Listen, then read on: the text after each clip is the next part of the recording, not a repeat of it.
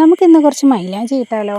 ഇപ്പോൾ നമ്മുടെ നാട്ടിൽ കർക്കിടക സംക്രാന്തിയുടെ ഭാഗമായിട്ട് മൈലാഞ്ചി ഇടുന്നൊരു പരിപാടി ഉണ്ട് കേട്ടോ. അപ്പോൾ ഇപ്പോൾ എല്ലാവരും കോണല്ലേ യൂസ് ചെയ്യാറ്. ഇപ്പോൾ നമ്മുടെ നാട്ടിലാണെങ്കിൽ മൈലാഞ്ചി ഒത്തിരി ഉണ്ട്. ഇത് മൈലാഞ്ചിയുടെ ചെടിയാണ്. ഇത് ഞാൻ പണ്ട് മുതലേ കാണുന്നൊരു ചെടിയാണ്. ഇത്രയും വളർന്നിട്ടുണ്ട്. അപ്പോൾ ഇതിൽ നല്ല പോലെ ഉണ്ടെങ്കിലും ഒത്തിരി ഹൈറ്റിലാണ്. താഴെയുള്ളത് മാത്രമേ എനിക്ക് എടുക്കാൻ പറ്റുള്ളൂ. അപ്പോൾ കർക്കിടക സംക്രാന്തി എന്താണെന്ന് വെച്ചാൽ സൂര്യൻ മിഥുന രാശിയിൽ നിന്ന് കർക്കിടക രാശിയിലേക്ക് പോകുന്ന ദിവസമാണ് കേട്ടോ. പോകുന്ന ആ ഒരു മുഹൂർത്തത്തെയാണ് നമ്മളങ്ങനെ പറയുന്നത്.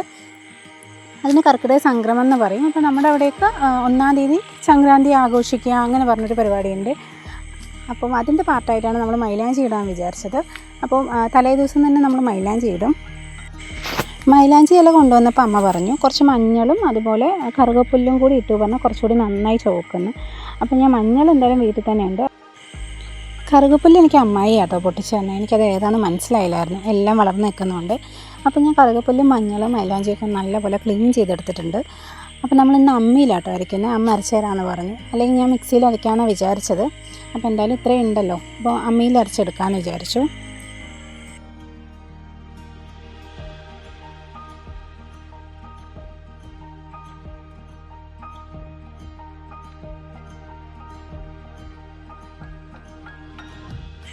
പണ്ടൊക്കെ നമ്മുടെ കുട്ടിക്കാലത്ത് എന്താ ചെയ്യാന്ന് വെച്ചാൽ ഇതുപോലെ മൈലാഞ്ചി അരച്ചിട്ട് കൈ മുഴുവൻ ഇടും. കൈ മുഴുവൻ ഇട്ടിട്ട് അത് തേക്കിൻ്റെ ഇല കൊണ്ട് പൊതിഞ്ഞ് വെക്കും. പൊതിഞ്ഞ് വെച്ച് അടുത്ത ദിവസം രാവിലെ നമ്മൾ ആ കെട്ടഴിക്കുള്ളൂ. അപ്പോഴേക്കും നല്ലപോലെ ചോന്നിട്ടുണ്ടാവും. അപ്പം നമ്മൾ നല്ലപോലെ അരച്ചെടുത്തിട്ടുണ്ട്. കൈയോടെ അമ്മ അച്ഛനിട്ട് കൊടുക്കുന്നുണ്ടായിരുന്നു. പണ്ടൊന്നും അച്ഛനിടുന്നത് ഞാൻ കണ്ടിട്ടേ ഇല്ല. എന്നാണ് അമ്മ പറഞ്ഞപ്പോൾ അച്ഛനും കൈ കാണിക്കുന്നുണ്ടായിരുന്നു. അപ്പോൾ മക്കൾ രണ്ടുപേരും ഉറങ്ങുമായിരുന്നു. അപ്പോൾ ഉറങ്ങെണീറ്റ് വന്നത് അവർ അപ്പൂപ്പൻ്റെ കയ്യിലിങ്ങനെ കണ്ടത് അവർക്ക് ഭയങ്കരമായിട്ട് നല്ല സന്തോഷം. അവർക്കത് ഇഷ്ടമാണ് കയ്യിലിങ്ങനെ കാണുന്നതൊക്കെ. അപ്പോൾ വേണമെന്ന് പറഞ്ഞുകൊണ്ടിരിക്കുമായിരുന്നു. അവർ വിചാരിച്ചത് ഇട്ട് അപ്പോൾ തന്നെ എടുത്തു കഴിഞ്ഞ് പറഞ്ഞത് എന്തായാലും നല്ലപോലെ ചുവന്ന് ഇങ്ങനെ വന്ന് കിടക്കുന്ന വിചാരിച്ചത്. സംഭവം കുറച്ച് നേരം വെക്കണമല്ലോ. അപ്പോൾ എനിക്കറിയില്ല ഇവരിപ്പോൾ ക്ഷമയോടെ ഇരിക്കുമെന്നൊന്നും അറിയില്ലായിരുന്നു. അതുപോലെ തന്നെ ആയി. രണ്ടാളും അപ്പോൾ തന്നെ കൈ കൊണ്ട് അങ്ങോട്ടും ഇങ്ങോട്ടൊക്കെ ആക്കി 5 മിനിറ്റ് പോലും വെച്ചില്ല. ഇവർക്ക് ഞാൻ ആദ്യമായിട്ടാണ് കേട്ടോ മൈലാഞ്ചിയൊക്കെ ഇടുന്നത്.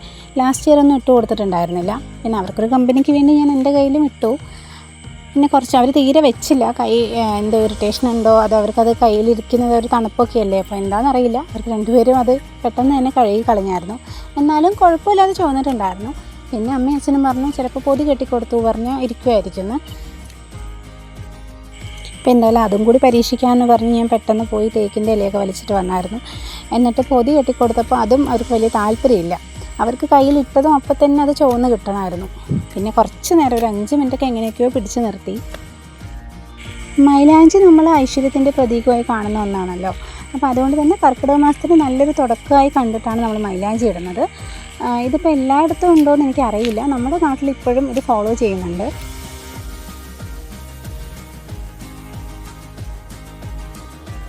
ഒരുവിധം പിടിച്ച് കെട്ടിയിട്ടുണ്ട്. അവരുടെ കയ്യിലൊക്കെ നമ്മൾ ഇട്ട് കൊടുത്തിട്ടുണ്ട്. പക്ഷേ അവർക്ക് അത്ര താല്പര്യമില്ലാത്തതുകൊണ്ട് തന്നെ 5 മിനിറ്റിനുള്ളിൽ നമ്മളത് കഴുകി കളഞ്ഞിട്ടുണ്ട്. എന്നാലും കുഴപ്പമില്ലാതെ ചോന്നിട്ടുണ്ട്. എൻ്റെ കൈയും മക്കളുടെ കൈയും അച്ഛൻ്റെ കയ്യിലും. അച്ഛൻ പിന്നെ ഒരു അരമണിക്കൂർ വെച്ചിരുന്നതുകൊണ്ട് നല്ലപോലെ ചോന്നിട്ടുണ്ടായിരുന്നു. ഞങ്ങളുടെ 3 പേരുടെയും ഒരു ആവറേജ് ആ രീതിയിൽ ചോന്നിട്ടുണ്ടായിരുന്നു. എന്തായാലും കുഴപ്പമില്ല. ആദ്യത്തെ ഒരു എക്സ്പീരിയൻസ് ആണല്ലോ അവർക്ക് നല്ല ഇഷ്ടമായി.